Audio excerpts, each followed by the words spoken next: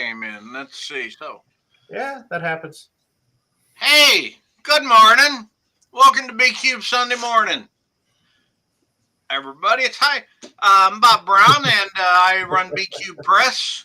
And we are just excited as heck. It's the third Sunday of the month, and so that means we have got Mr. Cliff Winnig.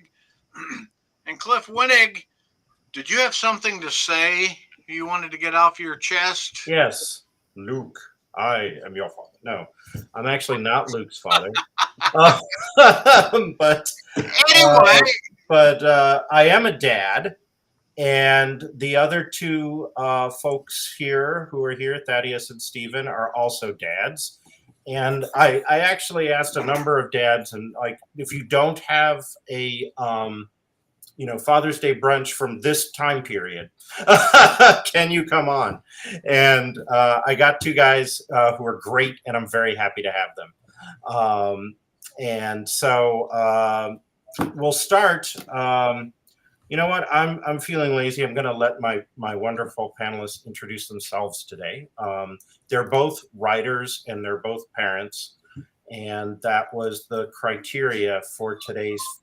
If you haven't guessed, the theme today is Father's Day. Fathers in science fiction, fantasy, and horror, if you want. And maybe I'll give them a second to think about this, because I'm just going to spring this question on them. Maybe like one of your favorites or your favorite father or father figures. You could introduce yourself and then tell us a little bit about your favorite father or father figure in science fiction. And we're not going to, normally we focus on books. We're also going to do movies and comics and TV and stuff today, although focus on books. And father is broadly defined.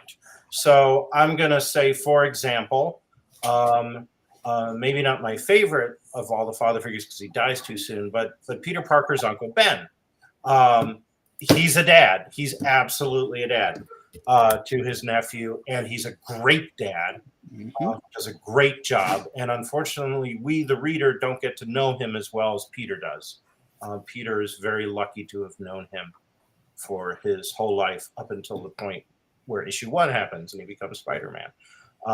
And he's just in all the original comic version and all the other versions of Peter Parker's life, he's always just an amazing father figure, humble and patient, and just dispensing really actual wisdom as opposed to like what you might expect given the history of the early history of the medium. This is one of the comics that elevated the medium. And a good part of that elevation was Uncle Ben. So, yeah. All right. Do either of you? So I've gone. Oh, and I'm a writer. I host this. I host SF and SF once a month. I have a number of stories coming out. I've got a forthcoming poem coming out in Scott's Planet from BQ Press, and another story in another BQ anthology coming out later this year. And I'm going to turn it over to whichever guy wants to talk first. After you, Stephen. Okay. Stephen Schwartz. Technically, I am an uncle. My official title within the family is Uncle Bear Daddy, not just Daddy, because I come from a sort of science fictional family. The arrangement was such, we were a 3-adult household. Legal and biological bonds for the children are not identical. And I'd said for many years that I thought I wasn't up for being a father, but I'd make a great uncle, hence the uncle and daddy part. And the bear, I cannot imagine where that comes from. And those of you who know certain subcultures may also get a hint. I'm a writer, game designer, letterpress printer, poet, all in moderation, I should note. And the father that I wanted to talk about briefly, who leapt to mind the moment Cliff was asking, is Charles Holloway from Something Wicked This Way Comes. Oh. Both the book, but especially because it's the one that made the imprint on me, the movie. Because when I was trying to think of fathers in fantasy and science fiction, mostly they're absent the king, the one you're rebelling against, or what have you.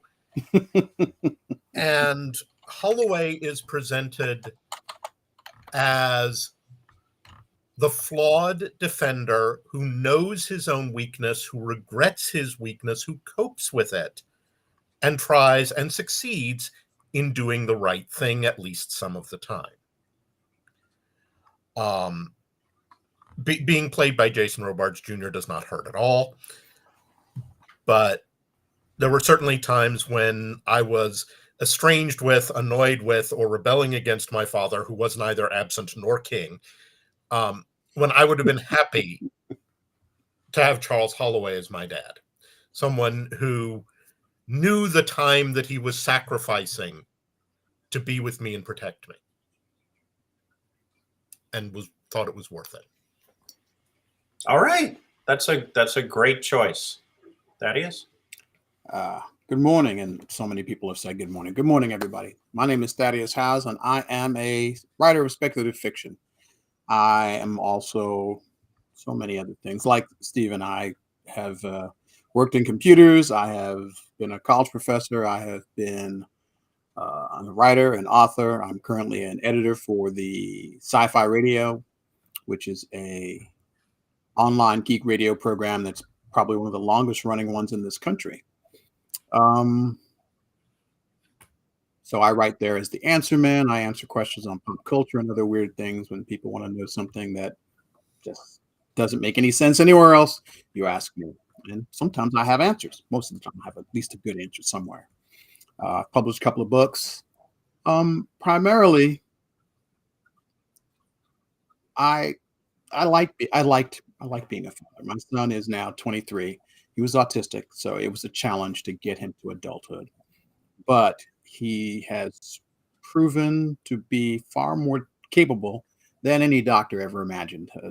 For him, they imagined he'd be sitting in front of TV at 25 and wearing a diaper and doing nothing important. And yeah, he's profoundly autistic. Yet, somewhere in there, I decided I wasn't trying to have that because I don't like diapers that much. I mean, it's not personal. I just don't like diapers. So we decided we were going to have a mission to see how much we could teach him. And he learned and he learned and he learned and he kept learning. And it was like, wow, this is great. So we started looking at the doctor and saying, yeah, you're a doctor. Great for you. But I got to live with him. And I discovered he's got more going on. So he started doing more and being more. And now he's 23. We still have challenges. We're trying to get him to go to college now. And he is loving, sweet, kind. He's everything I would have loved to have grown up to be. I didn't, because I didn't have a good father, but I gave my son everything I never got. And as a result, he's a prince among men. And I'm fortunate to have him as a friend. He's a great friend. He's hardworking. He's diligent. He's capable. He's loving to a fault, and he has become the best of me. And that's the best thing I can say about him. Fathers in fiction, well, you're right. There are so few of them that actually cut the mustard or survived to cut the mustard. And it was funny because yesterday I gathered up a bunch of my friends online and said, hey, tell me your best and worst dads. Oh my God. Some of the things these people said, some of the people they recommended were terrible because I researched every one. I didn't know all of them. So I researched every single one of them that somebody sent to me. And I said, if I had to look at this is a crazy list, but my list was Benjamin Sisko, Captain Benjamin Sisko from Deep Space Nine. Because Benjamin Sisko demonstrates on a regular that he loves his son. Yeah, I'm going to blow up other starships and I'm going to attack alien civilizations and I may commit a murder from time to time.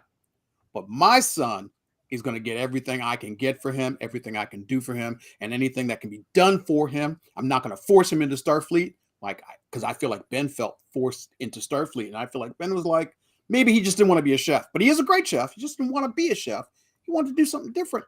And I felt like Ben was a great guy because he decided he wanted to give his son freedom. When he said I wanted to be a writer, I thought Ben was going to lose it. And Ben's like, really?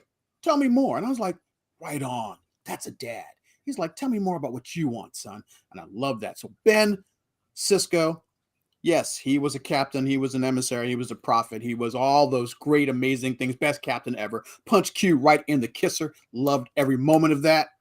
But Ben was a father, and he loved his son, and you never, ever, ever doubted it in the entire time that series ran. So Benjamin Sisko gets my dad of the century, because so far I haven't met anybody or seen a writer depict a father, an actual father, who was there for their kid on a consistent, regular, amazing basis. So Ben Sisko, you rule.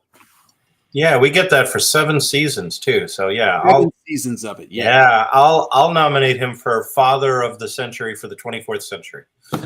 Absolutely. The other examples of fathers in Star Trek, well, like there's James T. Kirk, who is not a good father for David. Yeah. Immediately gets him killed. And then, Worf, not really a good dad for Alexander at all. Tries, doesn't have but his parents were great. Like his father was Theodore Bickel, right? The actor. And so his parents, there's the one episode we see them are clearly, very loving parents, and also, even though they decided not to make it explicit, implicitly very Jewish, which always made me wonder what Worf's bar mitzvah was like, because I gotta see this, Well, wait, who is a good dad? Chief O'Brien. Yeah, that's true. He's a good dad. He is. He loves his a good kid. dad. He's trying to be there for her all the time. Deep Space Nine was good for dads, yes, right? It was. Well, may I offer something up? You may. That's why you're on the panel. I think one of the reasons that Deep Space Nine in particular was good for dads is that it was able to keep them close to their kids without making it seem like they were slacking. There's a whole bunch of, I am going off to protect my children by fighting the bug-eyed aliens. At which point the story becomes about fighting the bug-eyed aliens and not the children you're protecting. I know I'm invoking Bradbury a lot, but when you actually asked me to be on this panel, the first story that I thought of was the Ray Bradbury story, The Rocket Man, which I am now about to spoil, but it was published in something like 1950. So you'll get over 70 years. And it's about a pilot and his family. And the discussion about how he expects to die in space, because many spacers do. Mother has become detached. Son is coping. And they just know that, what happens if he is killed traveling to Jupiter? If Jupiter's in the sky, will they be able to go out? And then his rocket falls into the sun. And what that does to their lives, because it's not something they can hide from by not looking at part of the sky some of the time. It's every single day, and for its time, that's what fathers were expected to do. They went out and did things and came back to the family. And DS9 allowed them to do things without that gulf of separation. Right. Yeah. They sort of tried that with Next Generation, having Wesley, and then like Picard was a kind of a father figure, but also kind of a terrible father figure. Very bad. And they had the whole let's have families on the Enterprise, but then let's have the monster of the week, and that just didn't work. So they kind of ditched the family thing and, ditched Wesley, and everything became, like they weren't there. It's a writer thing, though. I think it's a writer choice. Yeah. So you were talking about that before the show. Why don't you expounded very eloquently on it? We were joking earlier. We were saying that one of the things that literary the literary conceit is that you cannot have a father or a mother and tell stories, because you need the child to be driven and motivated to resolve whatever their issue is and go out into the world. And when you do that, you can't, and their belief is you can't have a great character, you can't have a great hero unless they've been traumatized. And Disney has made that just, it's their go-to. There are almost no families in a Disney film ever. And so I find that that's one of the things I like least about modern fiction is that particular conceit, because let's face it, anybody that's really doing anything in the world tended to get the best of both of their parents, and then they become a well-rounded individual, and then they go out into the world and they do better things. People who have been traumatized, maybe they do great things. Maybe they are motivated to do great things. But sometimes I think we expect traumatized people to miraculously overcome that trauma.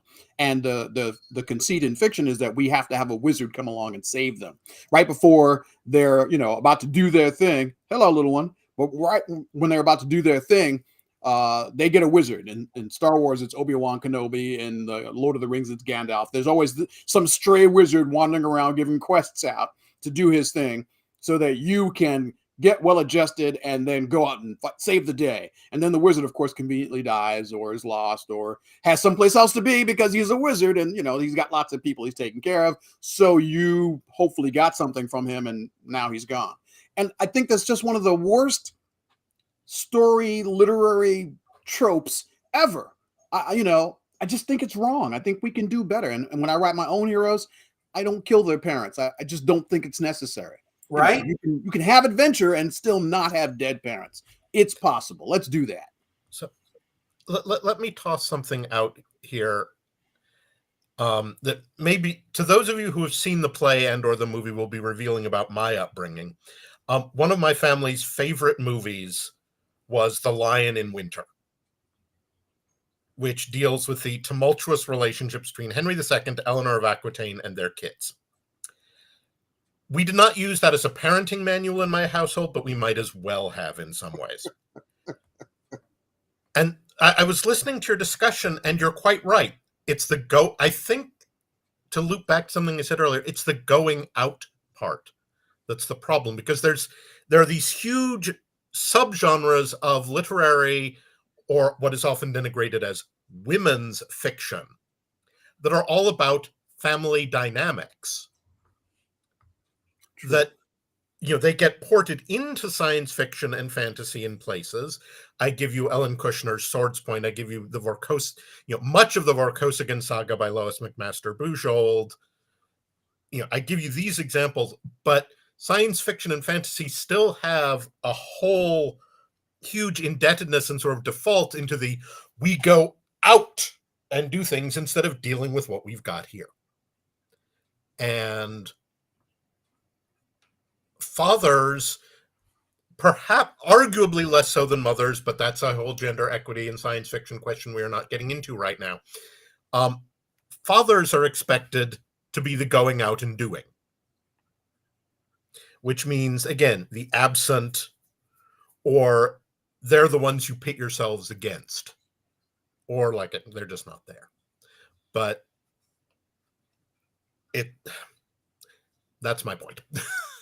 Yeah, there's even that scene in 2001: A Space Odyssey where Haywood Floyd, I think it is, who's has a video call with his daughter, and it's her birthday, and he's busy on the moon looking at monoliths, because that's more important.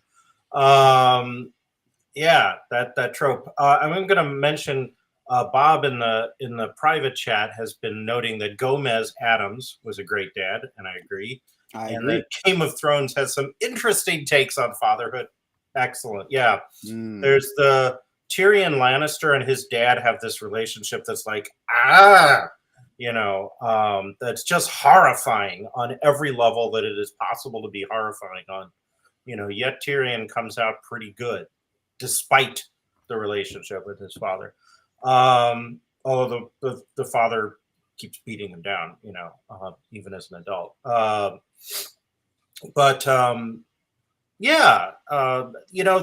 whole Okay, so I just saw an interview with George Lucas. I'm going to bring Star Wars in because, like, all right, let's face it. What is the most famous father in all of science fiction and fantasy? It's Darth Vader. You know, because that was the most famous twist in any science fiction movie. And he's a terrible dad, right? Like, he tortures his daughter, he blows up her home planet, he cuts off his son's hand, you know, and in the end, yeah, he sacrifices himself for his kid. But, you know, up until then, not a role model. Whereas by contrast, Uncle Owen, as harsh as he is and as overprotective as he is, genuinely loves Luke. And if you watch the Obi-Wan Kenobi series, he's like a great dad. He's a great dad. Yes. Yeah. You know, like very careful, very like, I'm not going to let him come out like Anakin kind of, you know, and he has reason to be that scared of that. And is just trying to do his best. But in the interview with George Lucas, he said that, well, Star Wars is made for 12-year-olds because they're focused on friends. They're about to go out into the world, become teenagers, whatever, you know. And it was an interesting interview because really what he was saying was that the target market are kids in a developmental stage where their focus on their parents as the center of their universe is switching to exploration of themselves and their focus on friends. And like, okay, that makes sense, right? So a lot of, you know, the tradition of science fiction, especially, was in, you know, boys' stories back in the day when it was very gendered. And, you know, that whole focus, there's a whole lot of, yes, so Stephen just, the golden age of science fiction is 12. Oh, Yeah, you know, and so absolutely true. So, you know, there's a, I'm going to try to take away as much of the gendered thing, right? Like they're kids' stories rather than boys' stories. But there's that element, even in the adult targeted fiction in the genre, there's that legacy, right? Of that kind of storytelling. And the heroes are generally the ones, the protagonists leave home. And if you're a writer, like, well, how do you get the character to leave home? Well, they either have to be motivated to leave home or they have to be forced to leave home, right? And so all too often, you know, the choice seems to be like, oh, well, I could dangle a carrot in front of the character and get them to leave home for a good reason. Or I could just kill everyone they love and destroy their home and force them out of the nest, right? Like kick them out of the nest. Yeah. And they go for the latter. But that destroys the opportunities of, you know, parenthood. Now, one book that manages to kind of do both is Dune. I did want to talk about Dune because you have Leto or Leto, depending on how you pronounce it, Atreides and Paul's relationship. And Leto is killed, but he's killed after we get to know him and after we get to see the kind of father he's been, both directly in interactions and through implications by the three guys he's had train his son, right? And then, you know, we see Paul go out and he becomes a father and he tries to have a work-life balance, right? And kind of fails, right? One of the kids gets killed. And, you know, it's a spoiler alert. That book came out in like 1965. So sorry if I spoiled that part. So we see Paul as both a son and a father. In contrast, we see the Harkonnens, where Vladimir Harkonnen is technically the father of Jessica, but doesn't know it until minutes before he dies. But he's the uncle and father figure as best as he can do it for Fade Routha and Raban, right? And he's terrible, right? Because he clearly, you know, on the one hand, he loves the little psycho Fade, but and sees himself in Fade in a lot of ways, like his young version of himself. And he wants to put Fade on the throne, but he wants to put Fade on the throne so the Harkonnens can be on the throne and he can be the power behind the throne. And he also does that ultimate sin of parenthood. He picks favorites. He likes Fade more than Raban, and that's very clear. That trick never works. Right? Like he's willing to throw Raban under the bus to elevate Fade. Right? That wasn't plan A. Plan A was different, but when Plan A failed, Plan B was throw Raban under the bus and elevate Fade. So it wasn't about his kids; it was about himself. I mean, yeah, that's where he fails as a father, because he stops putting his kids first. He was really always looking for his own opportunity to be the power behind the throne, because he wasn't going to be able to sit on the throne. He just wasn't healthy enough for that. But if he could be the voice behind the throne, it was almost as good. And thus, his kids didn't matter to him. In the end, they were just tools to be used. I'm going to be devil's advocate here, or Harkonnen's advocate. In the world as described, one could argue, and I might very well argue, that what Vladimir Harkonnen was doing was in his family's best interest, especially his nephew Fade's. Yeah. Sure.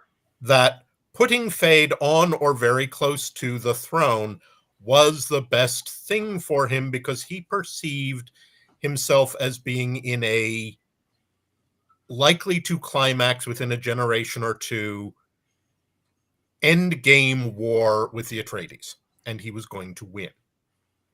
Because part of the thing with fatherhood, or Uncle Bear Daddydom, or uncledom.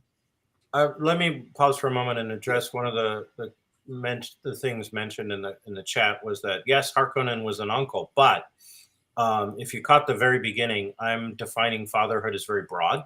Fatherhood is a role, not necessarily a biological position. So again, Vladimir Harkonnen is the biological father of the Lady Jessica, but is not a father to her. He is the not biological father, but the uncle of Fade and Raban, and is a father figure to both of them, because their father figure is, for whatever reason, absent. And probably dead, knowing this world, but and probably there are 5 books by Frank Herbert's son and Kevin J. Anderson about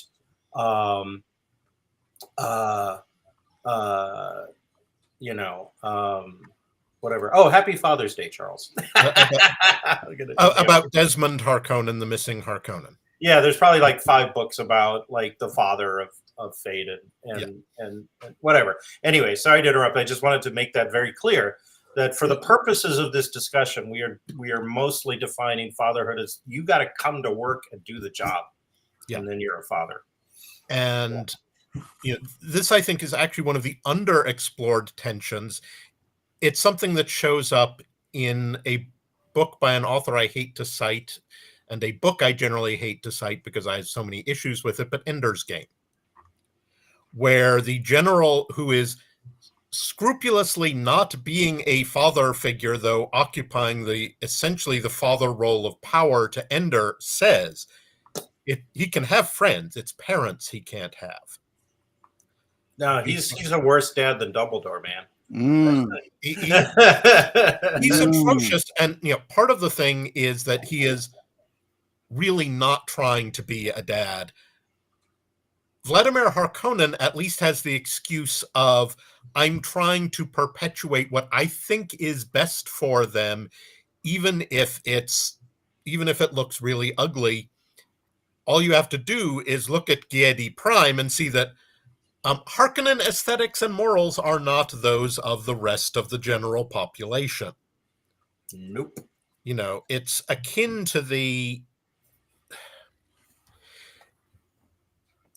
to some of the stories, was Achilles' father a good father or not? When he tried, prophecy, if I recall correctly, was that Achilles, would go to Troy and die young. And so Achilles' father, who, if my memory serves, was named Leto,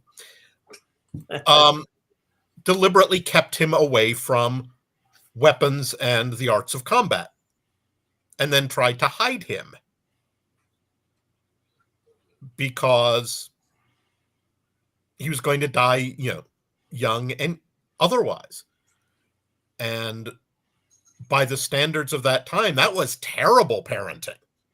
But I think we all can understand that desire if we knew our kid was going to be dead at 25 if they took up a particular profession or hobby, how many of us would not try and steer them away from it?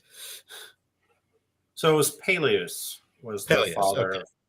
But yeah, you could think of him as Leto. No, I mean, Leto did Actually, the opposite. He trained his son in how to kill and survive. Yeah, I mean, I think we could all agree that the society depicted in Dune is dystopic in the extreme, and not just the Harkonnens and Gedi Prime, but the whole system of the Landsraad and everything. It was just all super messed up.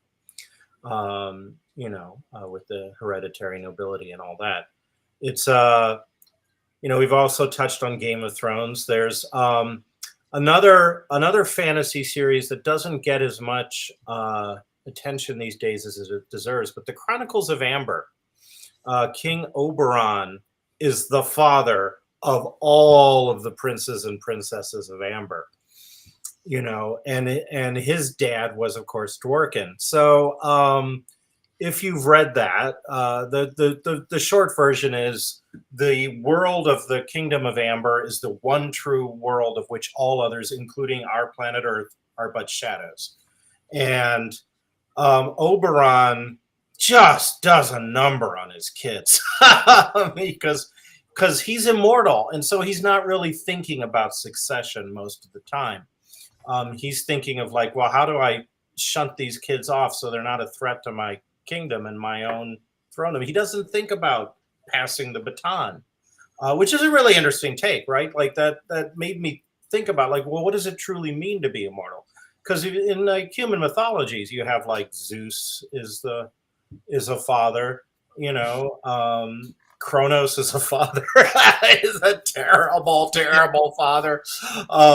Zeus is not quite as bad, but only by comparison. That's why they haven't eaten him yet. Right. Yes. Yeah. So, but they're immortal, right? They're not trying to raise the next generation to be the best and brightest and to fulfill their potential. Because if the next generation fulfills their potential, they take over your job, which they don't want because they're immortal. So Oberon has the same problem, and he solves that problem by being a terrible dad in a lot of ways. Although he tries to be a good father to Corwin at the end, but it's more like he's just testing the son he doesn't really know, right? And so that's a really interesting case of a father figure in literature.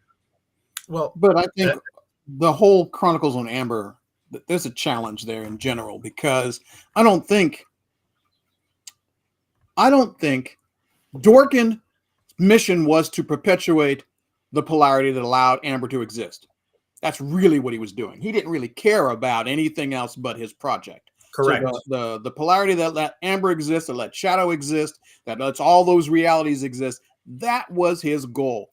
I think his kids were an afterthought, and his grandkids were an afterthought.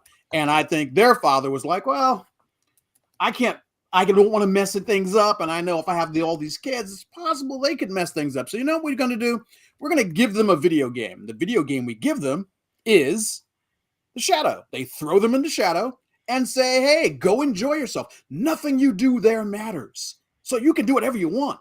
And he figured the human drive to conquer space, to conquer stuff, would happen out in Shadow. And therefore, Amber would be safe. Except once the kids got old enough and realized, nothing we do out here matters. There really is only one game. Mm. And once they got hip to that, then you notice they started turning on each other and started, weaving back and forth and backstabbing each other. And eventually they realized that the only game that mattered was Amber. It was the only prize worth having. Everything else was secondary. And that's when things go to hell. Because before that, when they were all hanging out, they were cool. Yeah, worked for a few centuries. And here we are back in the question of family novels. There is a direct, I submit a direct and fairly close comparison between, say, The Lion in Winter and The Chronicles of Amber. Sure. We don't, Sadly, Amber does not have Katharine Hepburn as Eleanor of Aquitaine, but you get the. Yeah.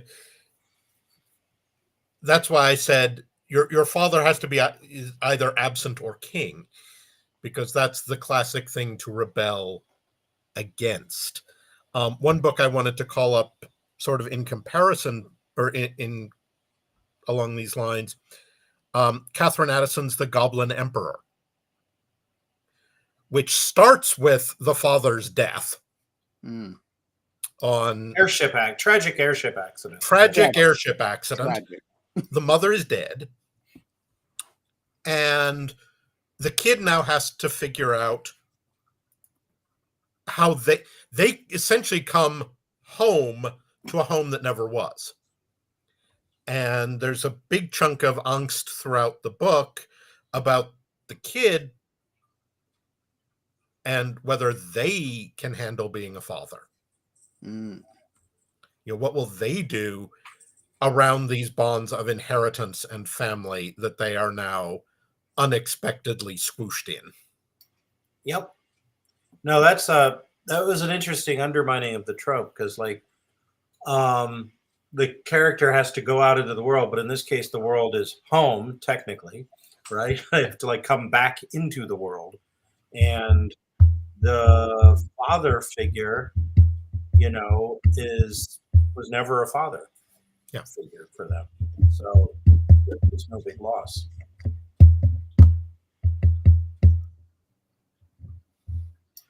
So yeah, it's a great character too, right? The protagonist of that. So what are some of the other, Thaddeus, what are some of the other fathers that your friends came up with?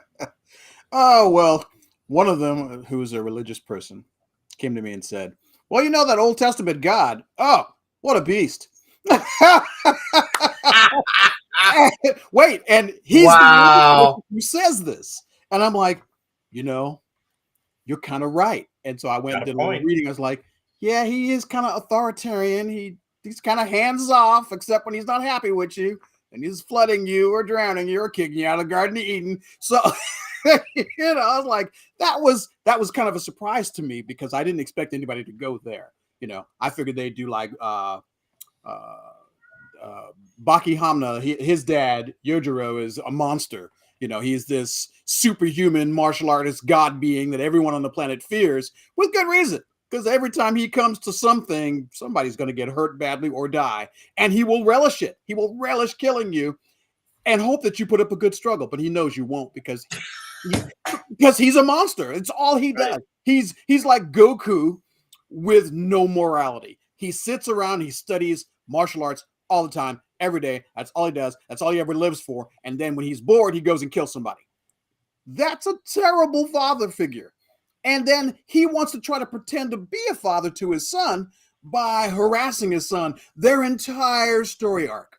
Every time the boy starts moving out into the world, father shows up, stirs the pot, makes something bad happen, and then Baki has to adjust and overcome. And he's never loving at any point. I mean, there was one point where he almost seemed like he was about to be loving, and then he's like, no, I was just kidding. I'm going to kill you. And I'm like, wow, this man never, ever gives his son, and I mean, the boy's amazing. And even when the boy rises to the occasion and actually puts his father on his back pedal for a moment, it just doesn't last. He doesn't ever really see the boy as replacing him. That immortality thing we were talking about, that I'm going to live forever, therefore I don't ever have to plan for anybody to take my place, because I plan to be sitting on this throne forever. And I think that's a ridiculous perspective. It's one of the first things I realized as a father, was that I'm not going to be here forever. I need to give you as much as I can for as long as I can, so that when you come across a situation, you can ask yourself, what would dad do? But what would dad want me to do? And then you go and answer that question. That's my mission. But I find that in fiction, that is never the case for most fathers, if they're in their children's life at all. Yeah. What you reminded me of was one of the key words in my growing up that I learned to fear and tremble at was disappointing. As in, I'm very disappointed in you, dot, dot, dot. And it's that same sense of, you should be better under my tutelage or what have you than you are. So I, the teacher, am disappointed in you, the student. Never taking any of that back on themselves, which is the first thing I had to learn to do.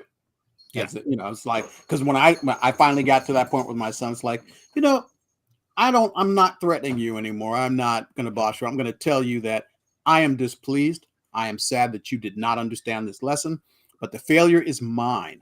It's not yours, because you don't know any better. And if I wasn't able to impart upon you what you needed to be able to do this properly, that's my fault. So let us go and do this again and again and again. My son learned to loathe that. He learned to loathe doing it over. So he became really diligent. So like now I say, son, I need you to go out and handle something in the yard. The boy goes out there and he is amazing.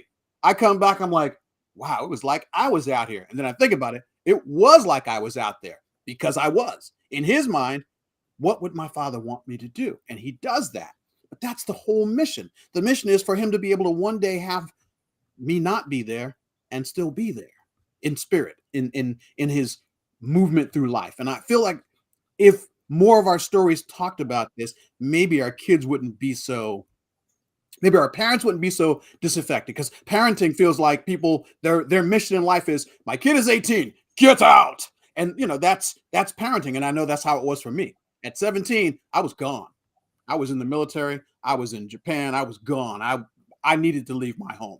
But I didn't want that for my kids. I didn't want them to feel like I'm throwing them out, because I remember what it was like to suddenly be out of high school and have no idea of what was expected of me as an individual, because there was no rule book. When you're in school, you had books, you had references, you could look up stuff. But once you became an adult, nobody asks you what you want. Nobody cares what you, matter of fact, you better know what you want, because no one around you is going to help you figure that out.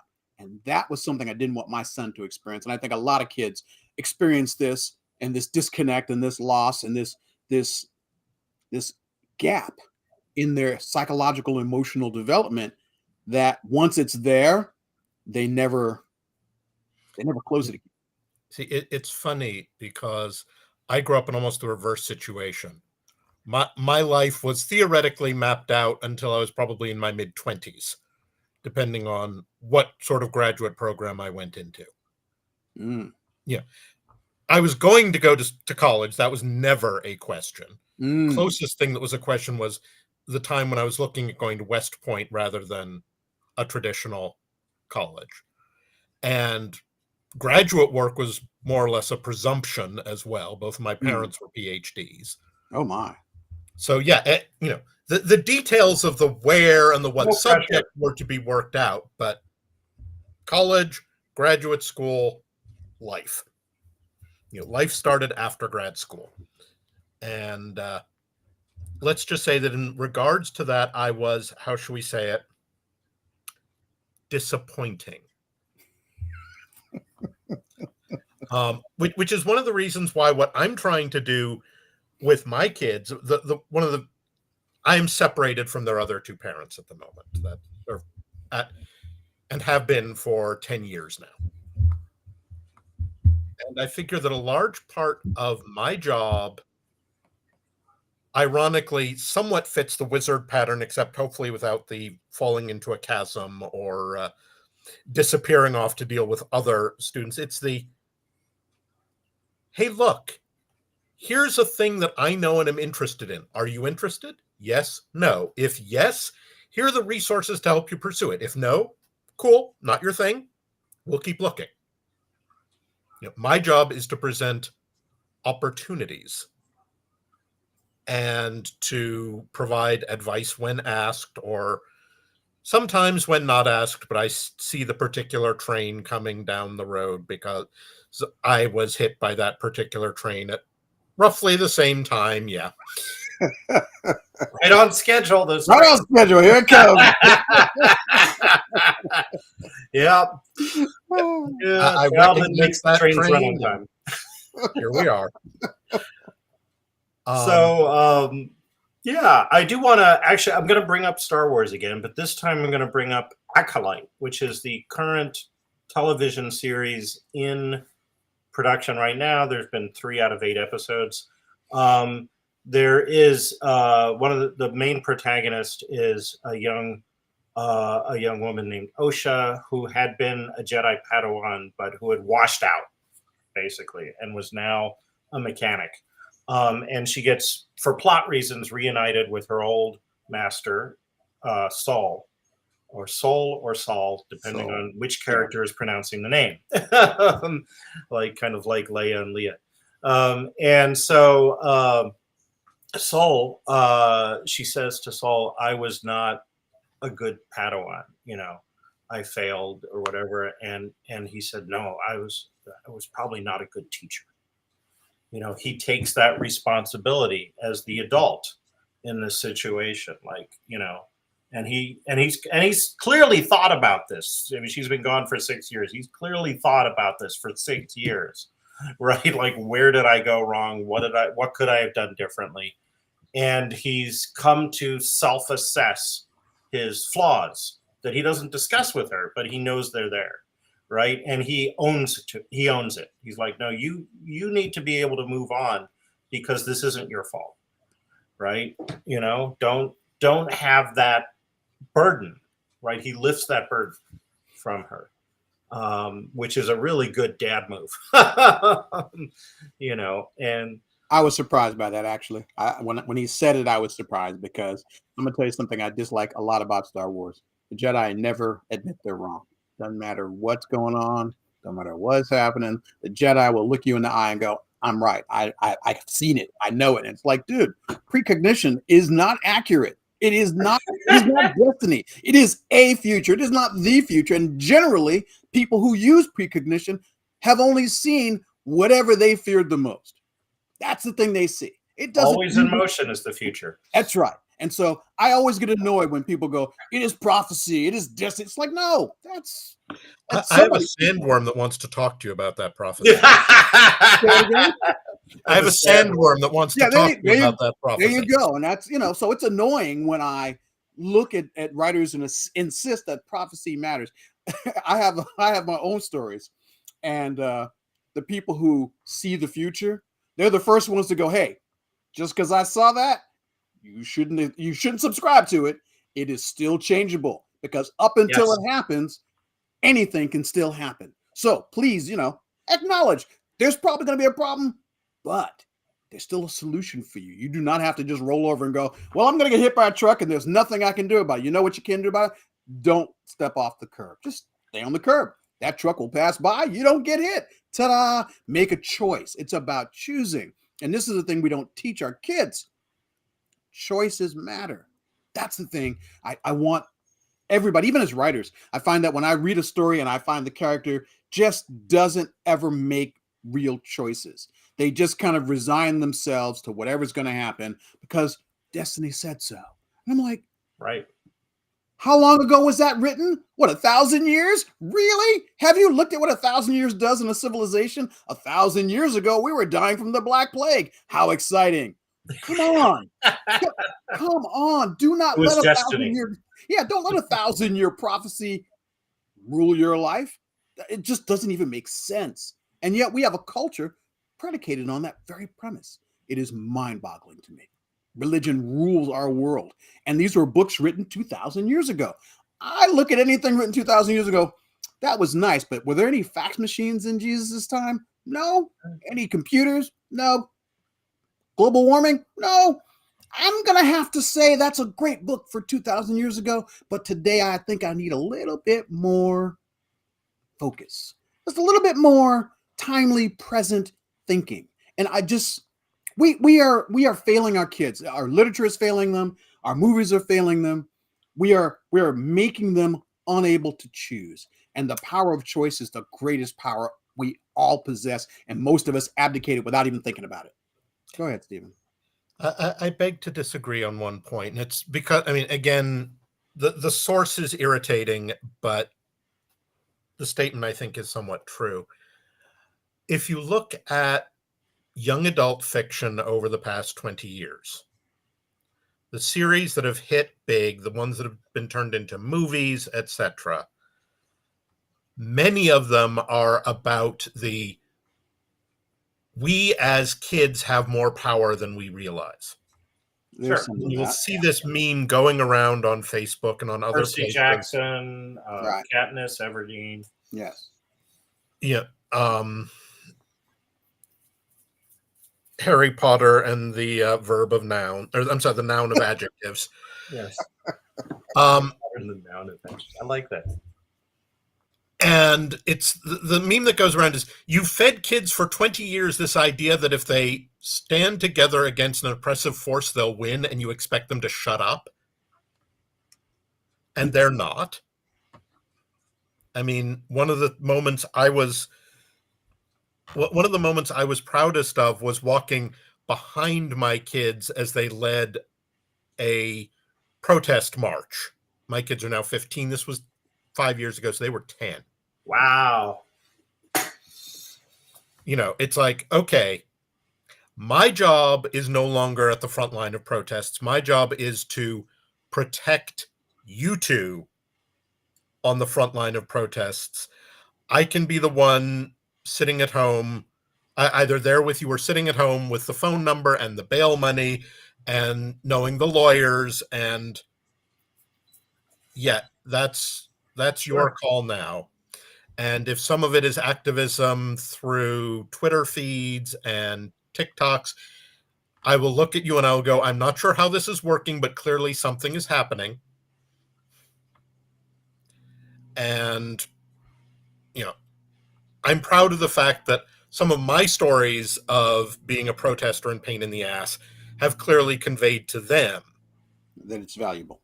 The value of being a protester and a pain in the ass, even if it's occasionally mine. And what you're saying more generally is that we all went through that transition. Like, I'm often no longer just Cliff. I'm so-and-so's dad, right?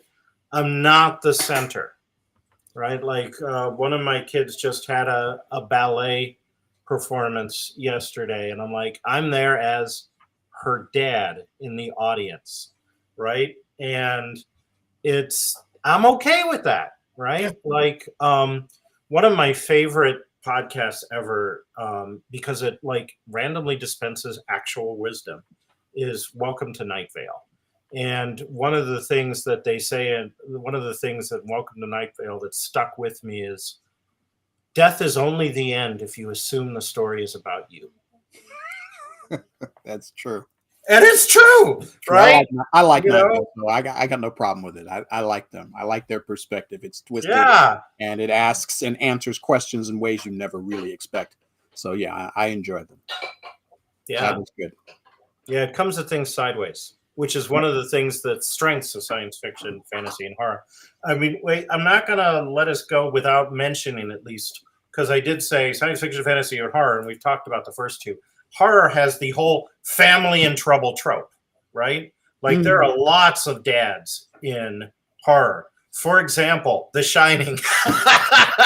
Jack Torrance is a troubled individual who gets possessed by spirits who take advantage of his psychological vulnerability, and he's basically he's a deer in the headlights. He never saw what happened to him. He just didn't. In the book, he gets blown up, but in the movie, he freezes to death. It's the same thing. At that point, he was an abuser who lost his way and never found it again. Never went home, right? Yep. So, I mean, yeah, he's a troubled individual. Ghostland. Yeah, but also, like, you know, from everything from like the Amityville horror, right? Like the whole idea of like the family moves into a haunted house, and somehow the parents are trying to, like, usually they're oblivious, right? Like the kids are like, Dad, there's a slathering monster in my room, and the dad's like, oh, ha, ha, ha, you have such an imagination, you know, and the slathering monster eats him or whatever, you know. I'm sorry, I'm still from Richard Pryor's group, you know. Black people move into a home, house says, get out. And Richard Pryor says, too bad we can't stay. Yeah. and we are out because that's how it is for me. Supernatural. No, I don't need that. I don't need it. I got enough issues in the real world. The dead need to mind their business and stay away from me. The landlord can keep the deposit. We're Thank leaving. you. Keep the we are gone. Although I have a good dad in horror. Remember Firestarter? Yeah. Good dad in horror. He was a good dad. I liked him. He put himself on the line and he sacrificed himself. And I hate when dads die in stories, but if you're gonna die and you're gonna die a dad, then you die a dad protecting your kids. Yep. That's what you do. Because that's what dads did. That's what dads do, and that's what I would do if it came to that. Yes, Stephen. To briefly throw a complete curveball into this. By that standard, Immortan Joe dies a good dad death in Mad Max Fury Road.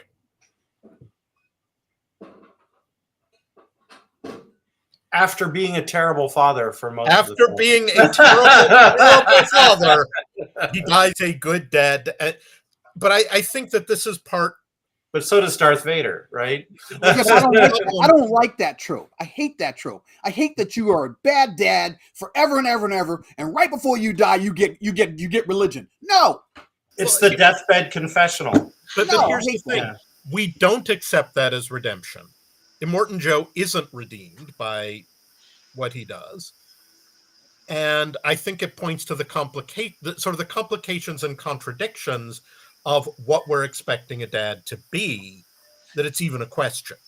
Yeah, I don't think, I mean, Lucas wants to convince us that Darth Vader was redeemed, but I don't think Darth Vader is redeemed. And I will say Anakin was a much better father to Ahsoka than he ever was to Luke and Leia.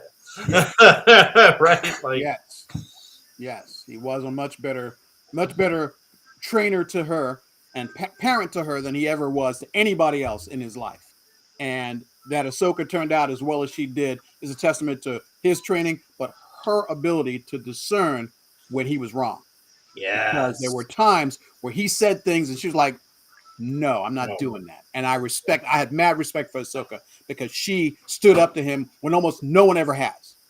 And then she would point out to him, well, I'm being like you. I'm not following the rules. And he'd have to say, and he was man enough to say, okay, yeah, you're right. you trained her this way. What do you expect? You made her this way. She is doing what you do. Yeah. You can't be mad. And it was the right thing because later it saves her life. More than once, as a matter of fact. So Ahsoka turned out to be a good kid, and Anakin in that one tiny sliver of his life was a decent individual who gave as good as he was given, because Obi-Wan gave to him the right stuff. He did. Obi-Wan Kenobi was a great dad. You know, he was a great wizard, because that's really what he was. Right. He was a wizard. He was a great wizard. He gave Anakin all the right stuff. And then that little sliver of his life when he had Ahsoka, he gave what he got. And after that, that's why I have such a hard time with him, because it doesn't make sense to me that you learned so much, you knew so much, you could give so much, and then still go so horribly wrong. It just seems. Well, but think about it. At the very beginning, you were talking about how trauma was being used to drive people out. Yes. And we can't argue that Anakin didn't have his decent chunk of trauma one way or another. Sure. And manipulation, yes, because he was being manipulated by Palpatine. Yeah. Palpatine is the father figure for Anakin. Anakin, yes. Yeah. Although I can't figure out how he would replace Obi-Wan. I mean, Obi-Wan was so in there. How did Palpatine just wizard his way in between them? Well, Palpatine was like, I mean, there's hints that he used the Force to co-create Anakin, but so he was at it from the beginning, right? From that moment where he says, "I'll be watching your career with interest," right? Yes. But Obi-Wan, I think, was way out of his depth, right? Like Qui-Gon was the father figure in the first movie. Yes. And I would say, mixed results. Yeah, I'll go with that. He had his moments, but to quote a true sage and wise man of our times, the time is I guess I'll raise this boy. Yes. And Obi-Wan got Anakin dumped in his lap Basically. and did what he could. One of the stories from my family, my mother apparently said to me, as by her retelling, when I was very small, and she was like, look, you're a first-time kid. I'm a first-time parent. We'll muddle through this. And sometimes the muddling works and sometimes it doesn't. And sometimes there's an evil Sith Lord who's really good at this, kind of inserts himself. Yeah. Exactly. And so, yeah, that's it just, when I look at the history of Star Wars, it just feels like there was so many places where they retroactively changed the story in such a fashion that a good character is made bad who didn't need to be bad. A bad character became good who should have never been able to be redeemed. And so it's spotty story writing. It's spotty story writing. And I can't blame it because it's over 40 years. So Yeah. It's not, it wasn't like they wove this out of whole cloth 40 years ago and said, we're going to do this over 40 years. No, it was like somebody said, I'm inspired by this part. Let's talk about Anakin when he was good. And they did such a good job. You then look at Star Wars and go, how did this great guy turn into that? Right. And so which is why the Ahsoka series had a great, like that scene, right. Where he's both. Right. And I'm like, Yeah. oh, I can see it now. Yeah. Yeah. And that's why I liked Ahsoka, the series, because it really showed the consequences of Anakin's fatherhood, his teachings, and how they made it, how it affected her and how it changed her, and how it made her a better person, despite the fact that he later becomes Darth Vader. And the fact that he tried to redeem her is beautiful. He managed to make her, even though she was literally a child soldier, which is shown in very stark relief in live action, right? Well, we always knew in animation, but it's so much more horrifying to see it with a kid, right? It's like in your face and you can't get away from it. He managed to make her a better person than he ever was. Help her be that. I mean, she started off, obviously, like if you've watched like the Tales of the Jedi, even as a toddler, she's a good person. She's a good person. But he managed to keep her, together in that situation, in that war, and help her to become a much better person than he ever was. Stephen, why are you? I know you have a thing with Star Wars, but why are you making that face? Because I just drew a connection between Star Wars and Ender's Game. Alrighty, lay it on us. There's a huge issue in Ender's Game about fixed morality. John Kessel wrote a brilliant essay everyone should go read called "Creating the Innocent Killer" about Ender's Game, in which great title. It's a magnificent title, magnificent essay. But he talks about how in Card's moral structure there are good people and bad people. And the worst outcomes often come when bad people try and do good things because they don't know how to do it and they do it wrong. They have no practice. Yes. This is the road to hell is paved with good intentions line. And I was listening to this, and what I realized when you were talking about Ahsoka as good people, as Obi-Wan, it felt for a moment like the Star Wars universe had one moral actor, Anakin. Everybody else was in the good person or bad person category, and they stayed in their category throughout the first 6 movies, essentially. And he waffled back and forth, but everybody else was in their category, and what mattered was their influence on him. That's fair. By that, I find frankly irritating. I mean, Han Solo changes, during the course of the movies.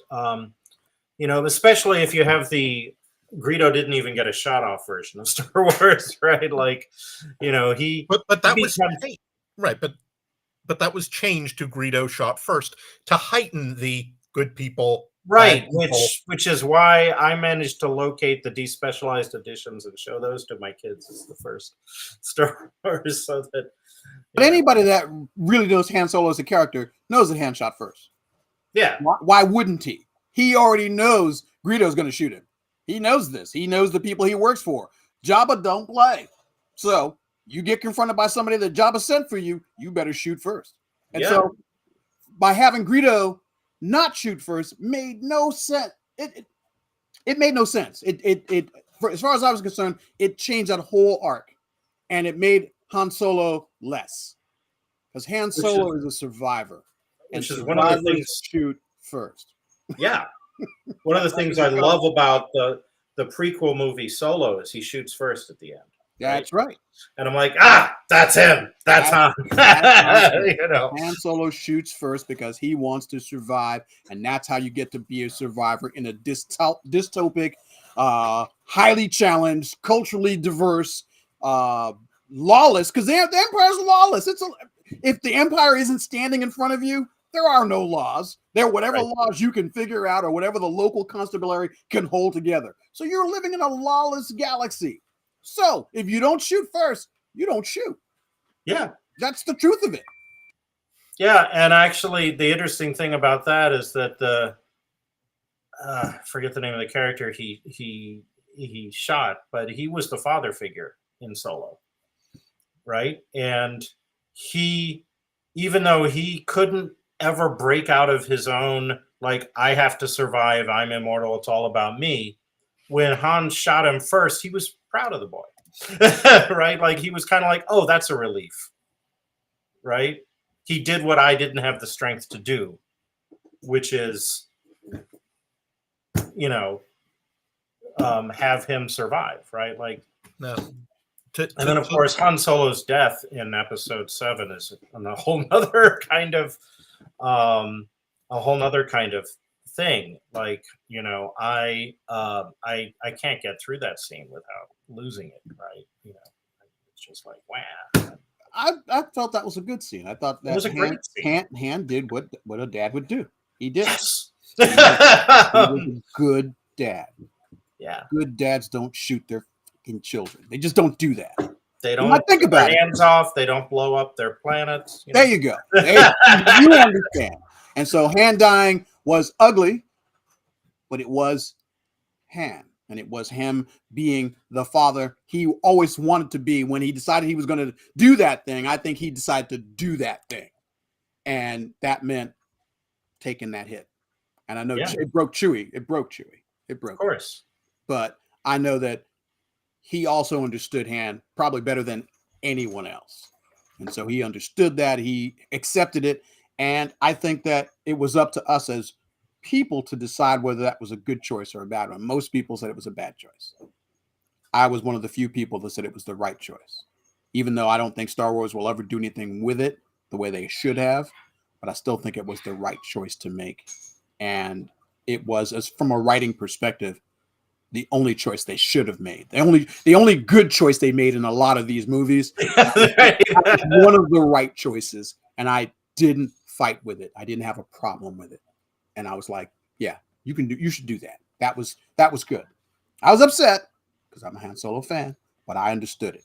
And as a father, I've had to defend it more than once in conversations and online, because people they were hot.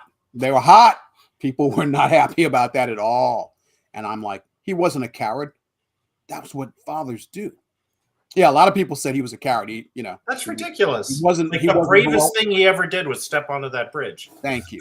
Right? You know, he knew what was likely to happen. Right? Yep. It wasn't the outcome he hoped for, but he knew it was a potential outcome. And he did it anyway. That was because, like, he knew Darth Vader personally, right? Mm-hmm. He knew what had happened to Ben. So yeah. Right. So he didn't have illusions about Sith Lords or dark side users. Or he was hoping that his connection was greater than their control. Right. And that sometimes that's not true. And that's one of the things, when we have people, I look at our real world right now, and the question you always have to ask is your connection greater than the control? If your connection isn't greater than the control, you cannot change them till it is. And that's a really good point.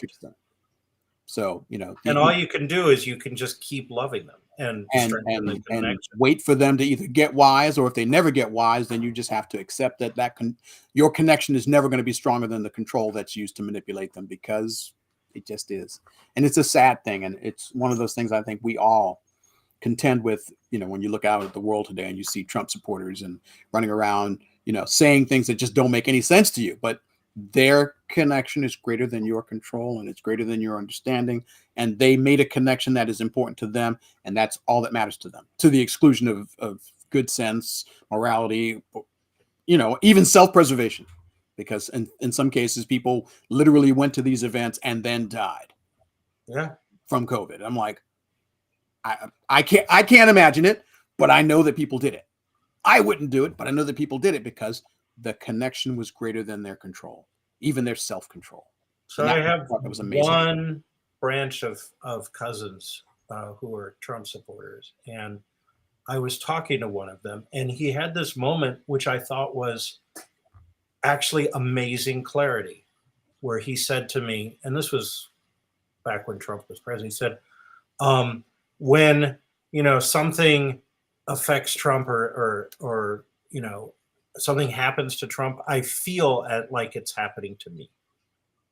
And this is something I knew, but he was self-aware about it, right?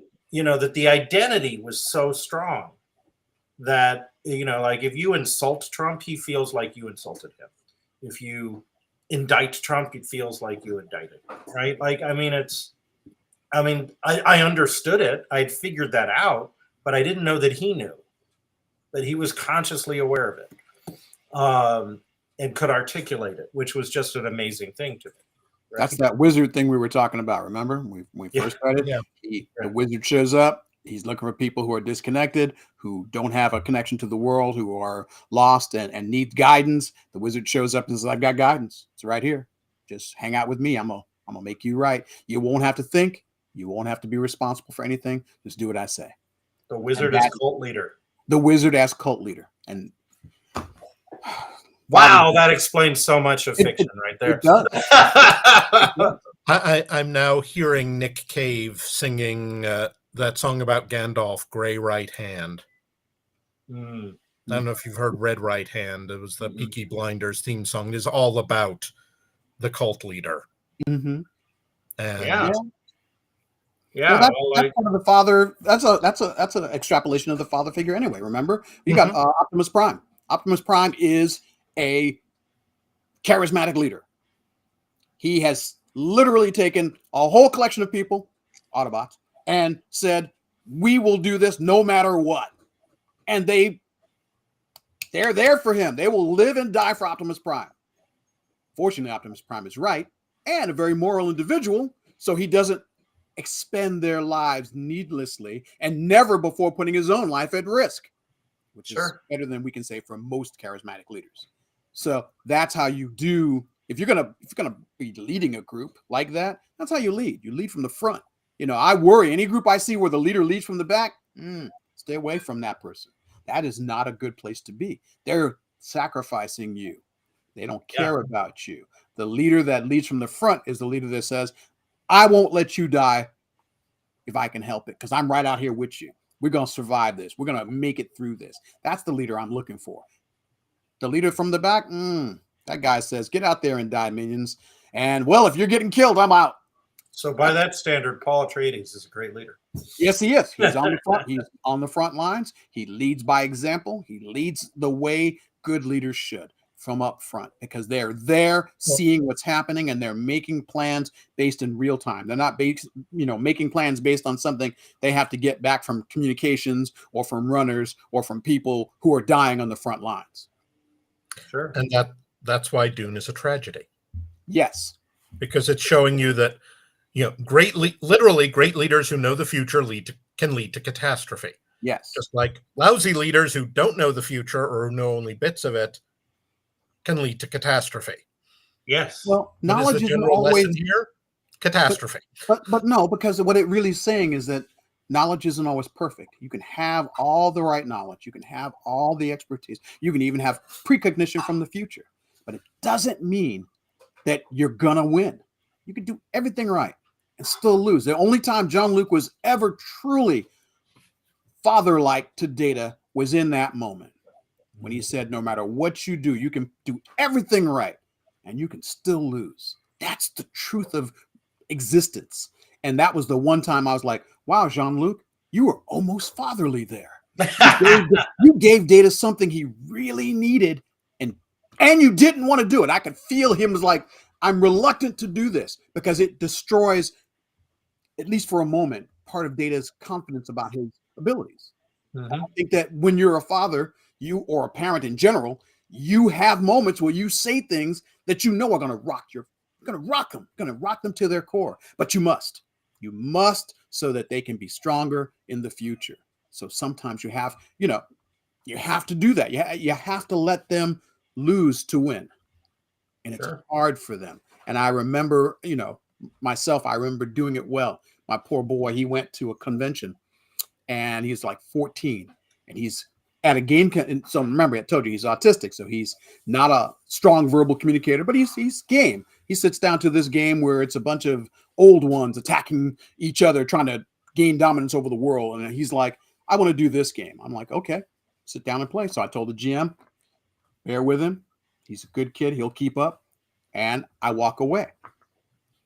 Never walked away from him ever. But it was a game convention. So I knew the GM. I knew the people would take care of him. I come back a few hours later. It's just him and one other person.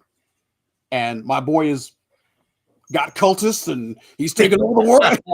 He's got his cultists. He's taking over the world. His old one is second most powerful old one in the game. And I'm like, boy, you went all the way. And he said, yeah, Dad, I remember everything you taught me.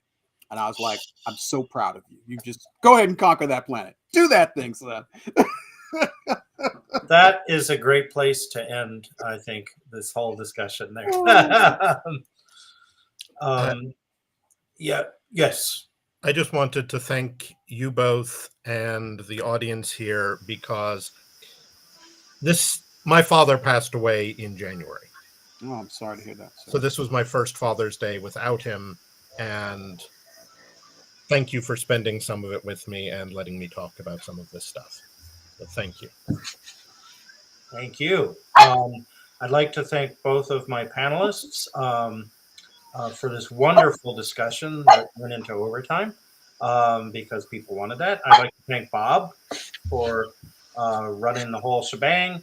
And I'd like to wish a happy Father's Day to everyone who is a father, is a father figure, or loves someone like in that role. So that's a lot of humanity right there. But I think it's important. And my condolences, Cheryl. Yeah, so thank you all for spending part of your Father's Day with us here in virtual reality land. Take it away, Bob.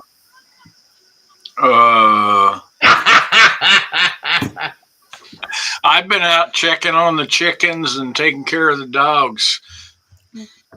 Which is also fatherly tasks, as Michael pointed out. No, but guys, you all did good, and it was great. And I thought I may never look at some of these characters again the same way. We ruined it for you. Good, we're doing our job. No, heck, I might even have to go back and reread the Chronicles of Amber.